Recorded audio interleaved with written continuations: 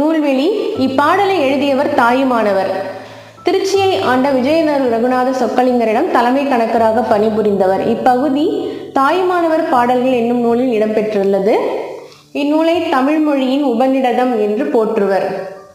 பராபர கண்ணிய தமிழ் மொழியின் உபநிடதம் அப்படின்னு சொல்லி போட்டுறாங்களாம், ஞாபகம் வச்சுக்கோங்க. ஓகே, ஸோ தமிழ் மொழியின் உபநிடதம் எது அப்படின்னு சொல்லி கேட்டால் அது பராபர கண்ணி. இப்பாடல்கள் பராபர கண்ணியம் தலைப்பில் உள்ளன. கண்ணி என்பது 2 அடிகளில் பாடப்படும் பாடல் வகை. ஓகேயா, பராபர